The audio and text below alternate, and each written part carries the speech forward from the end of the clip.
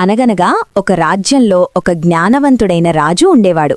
అతనికి వయసు మీద పడటంతో తన తరువాత రాజ్యాన్ని పాలించే సరైన వ్యక్తి కోసం ఆయన వెతకడం మొదలుపెట్టాడు. ఒకరోజు రాజ్యంలో ఉన్న యువకులందర్నీ పిలిపించి ప్రతి ఒక్కరికీ ఒక గింజను ఇచ్చాడు.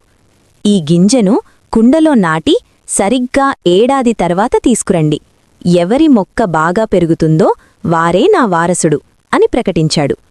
వారిలో రవి అనే ఒక పేద యువకుడు కూడా ఉన్నాడు.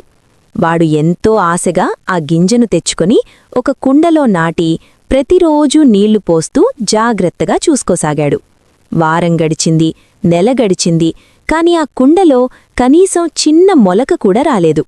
తన స్నేహితులందరి కుండల్లో మొక్కలు పెరుగుతుంటే రవి మాత్రం తన కుండ ఖాళీగా ఉందని ఎంతో బాధపడ్డాడు.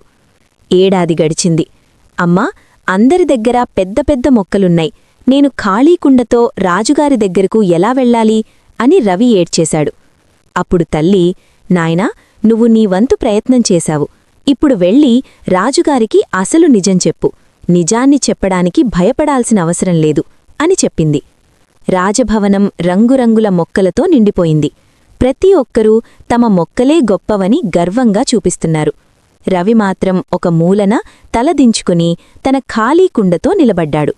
రాజు అందరి మొక్కలను చూస్తూ వచ్చి రవి దగ్గర ఆగారు. ఏమైంది రవి, నీ కుండలో మొక్క ఏదీ అనడిగారు. రవి వణుకుతున్న స్వరంతో, క్షమించండి మహారాజా, నేను ఏడాది పొడవునా నీళ్లు పోశాను, కాని ఆ గింజ మొలకెత్తలేదు అన్నాడు. అది విన్న రాజు చిరునవ్వు నవ్వి రవి చేయి పట్టుకుని అందరి ముందు నిలబెట్టాడు. ఇతడే నా వారసుడు అని గట్టిగా ప్రకటించారు. సభ మొత్తం నివ్వెరపోయింది. రాజు అసలు విషయం చెప్పారు. నేను మీ అందరికీ ఇచ్చింది ఉడికించిన గింజలు. ఉడికించిన గింజలు ఎప్పటికీ మొలకెత్తవు. కాని మీలో చాలామంది పదవి మీద ఆశతో వేరే గింజలు నాటి మొక్కలు తెచ్చారు. రవి మాత్రం తన నిజాయితీని వదులుకోలేదు. రాజ్యాన్ని పాలించాల్సింది మొక్కలు పెంచే తెలివైనవాడు కాదు, నిజాన్ని నిలబెట్టే ధైర్యవంతుడు.